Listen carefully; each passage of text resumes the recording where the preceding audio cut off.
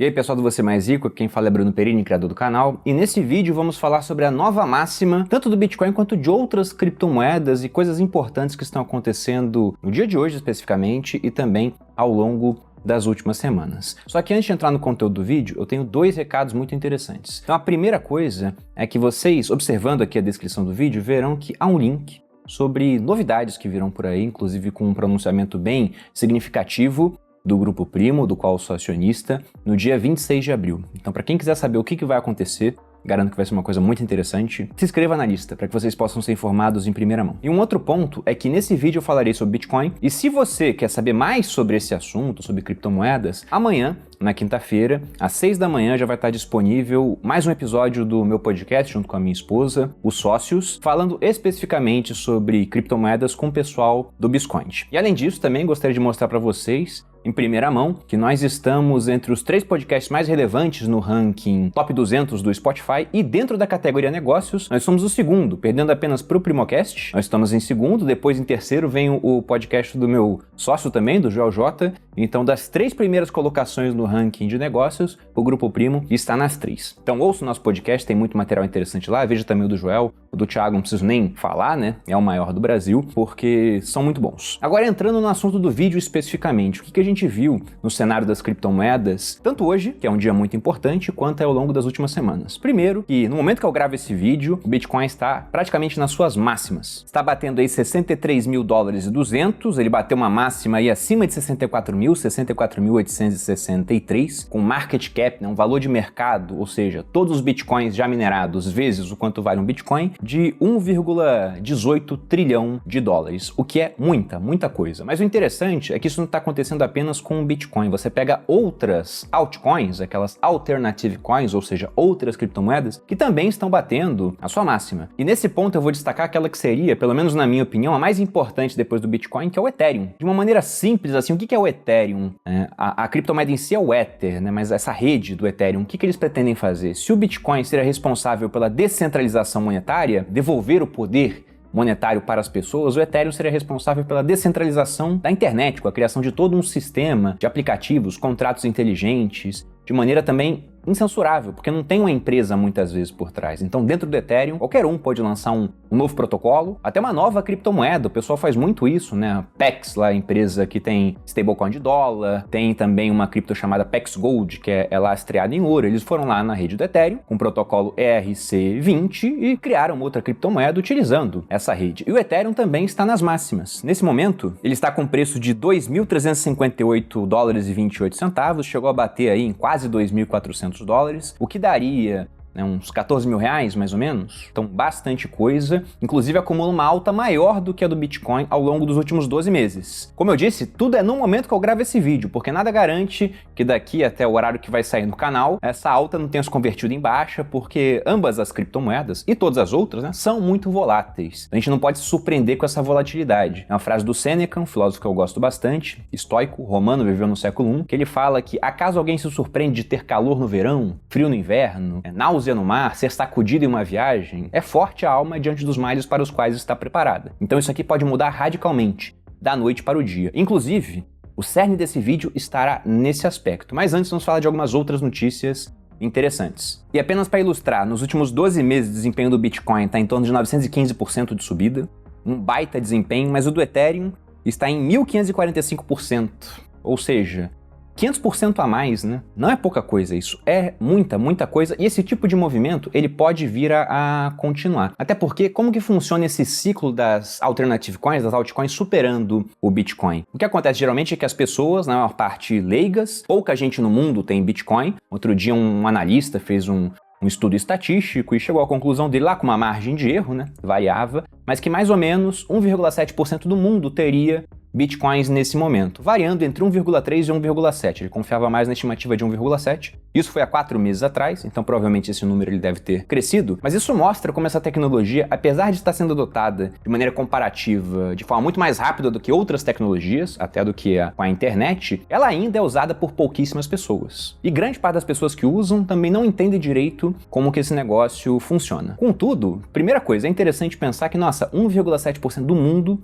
já usa Bitcoin. Eu não penso que ainda, né? Que é uma coisa pequena. É já, né? Porque é muito rápido. Existe há pouquíssimo tempo. Foi criado em 2009. Então, quanto tempo vai demorar para que nós tenhamos mais pessoas no mundo usando Bitcoin para alguma coisa, nem que seja reserva de valor, ao invés de estar usando reais? Nós temos o quê? 220 milhões de pessoas usando reais? Bota mais alguns estrangeiros, talvez chegue a 250 milhões? 1,7% da população mundial daria o quê? Uns 120 milhões de pessoas?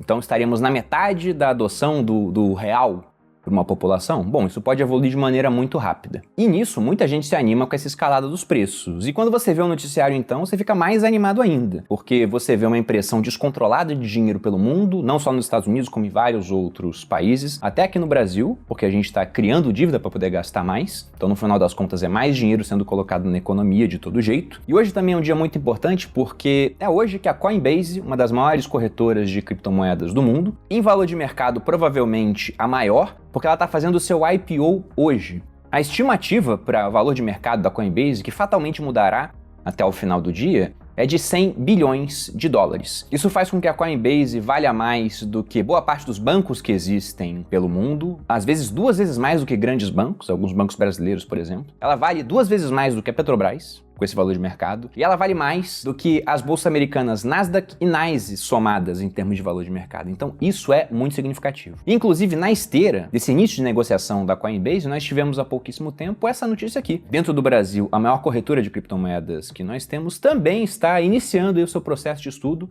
para fazer um IPO.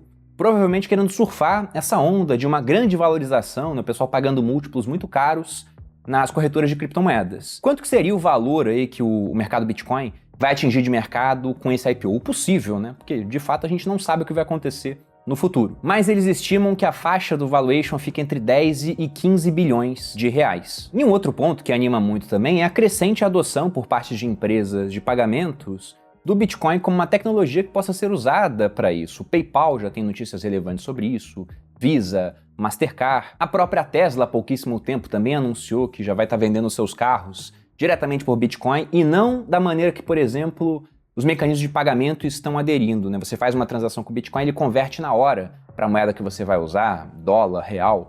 Real ainda não está disponível, mas é questão de tempo. Já a Tesla, ela pretende encarteirar esses bitcoins e deixar lá uma parte de reserva em bitcoins, inclusive pegando aquela operação que o Elon Musk fez de investir cerca de 8% do caixa da Tesla em bitcoins, a empresa já conseguiu ganhar mais dinheiro com a valorização do Bitcoin do que produzindo carros ao longo de toda a sua história, o que também é significativo. Mas o ponto interessante é, com tantas notícias boas, adoção por empresas, mais investidores institucionais comprando, Howard Marks mudando de cabeça com Bitcoin, lá atrás foi o Ray Dalio, IPOs de corretoras de criptomoedas sendo avaliadas a múltiplos altíssimos, né, e ficando com valor de mercado maior do que de banco, do que de bolsas de ações. Aqui no Brasil, uma corretora fazendo o seu IPO também, né? Ou pretendendo fazer, vamos ver como é que vai ser a direção do mercado. Tudo isso é um bom sinal, já seria uma luz amarela para que nós ficássemos de olho. É sobre isso que eu quero que vocês reflitam hoje, porque nada sobe de maneira ininterrupta. E o Bitcoin, desde que ele começou aquela subida muito grande, lá em maio mais ou menos do ano passado, nós não tivemos uma realização duradoura onde os preços caíram. Primeiro, caíram muito, para Bitcoin que cai muito, pelo menos uns 50%. Quedas de 30% são comuns, 50% um pouco mais raras, mas muito presentes na história do Bitcoin. Depois de grandes ciclos de subida, quedas de até 80% ao longo de meses. Então, esse tipo de coisa que já aconteceu no passado, provavelmente voltará a acontecer. E não é porque a maior queda que nós tivemos foi de 80%, que ela é a maior queda possível. Isso pode aumentar bastante. E você pensar, Bruno, mas agora a situação é diferente, porque você vê que tem todo o movimento de institucionais, as pessoas adotando como meio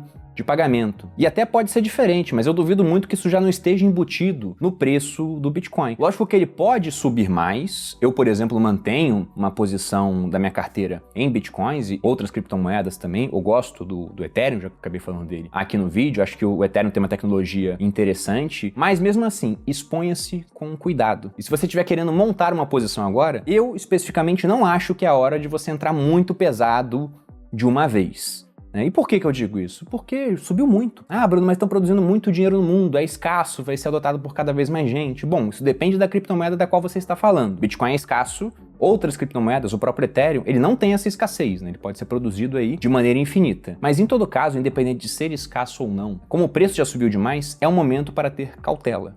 nada impede que esse preço caia bastante, mesmo com a escassez existente, mesmo com mais pessoas querendo adotar, porque isso faz parte, de tempos em tempos, do ciclo de negociação do Bitcoin. O que eu especificamente faço, e deixo aqui pelo menos como sugestão para vocês, é aquilo que eu já faço especificamente no mercado acionário, antes até que eu viesse a descobrir o que era Bitcoin lá nos idos de 2013 e 2014. Conforme a minha posição ela vai subindo muito e se tornando maior na minha carteira, eu simplesmente vendo parte dessa posição para que ela não fique dominando a minha carteira, porque num ciclo de subida aí de 1000%, se eu simplesmente não vendesse nada ou comprasse mais de outros ativos, daqui a pouco toda a minha carteira seria praticamente formada de Bitcoin e uma parte de outras criptomoedas, né? Mas a maior parte. Subiu, coloque algum dinheiro no bolso. Mas com isso eu vou perder parte da grande subida que pode ainda acontecer. Pode, mas como eu disse, nós também poderemos ter quedas. É um negócio muito novo, é imprevisível. Então não abra mão da sua prudência durante esse ciclo de subida. Eu sei que a atração ela fica quase que irresistível, você vê todo mundo que já entrou antes ganhando um bom dinheiro com isso e falando, olha, era para ter entrado, entra agora.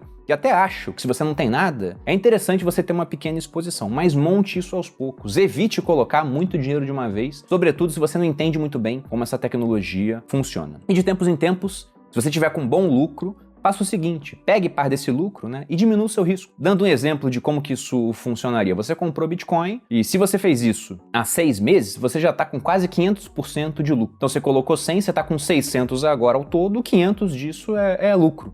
O que você faz? Zera o seu risco. Pega lá e realiza 100, anula o seu risco, de maneira que agora você só corre risco com o lucro, que há 6 meses não existia. Se quiser ser mais conservador, bota um pouco mais desse dinheiro no bolso, rebalanceie sua carteira. Porque é impossível, se você colocou lá, por exemplo, que queria ter 5% de Bitcoin na carteira, após uma subida de 400%, continuar com esses 5%. Provavelmente essa posição ela aumentou bastante, a não ser que o restante da sua carteira também tenha subido desse jeito. Com exceção de algumas poucas ações, né? Realmente tivemos algumas valorizações muito grandes, mas eu duvido muito que a sua carteira tenha rendido tudo isso. Então seja prudente, não se renda ao canto da sereia, de que não, dessa vez é diferente, vai subir para sempre. Eu abertamente sou entusiasta dessa tecnologia, tenho bitcoins, tenho inclusive uma participação como investidor anjo em uma corretora de bitcoins, na Biscoint, já tem vídeo aqui no canal mostrando como que ela funciona. Inclusive, se vocês quiserem que eu faça vídeos falando sobre como foi o processo de investimento no Bitcoin, porque provavelmente esse vai ser um dos melhores investimentos que eu fiz na minha vida, né? Um investimento de private equity. Deixa aqui nos comentários também, se tiver muita gente pedindo,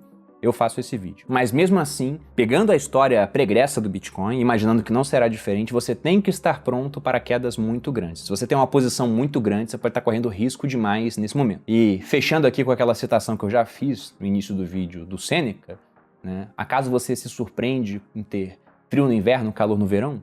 Então vai ser surpreendido quando o Bitcoin cair demais? Não, não vai ser, mas eu espero que você não perca muito dinheiro quando isso acontecer. E quando vai ser isso, simplesmente eu não tenho ideia. Mas eu gosto de estar preparado para aquilo que ainda não aconteceu. De maneira que quando acontecer, eu estou sempre revisando o tamanho da minha posição.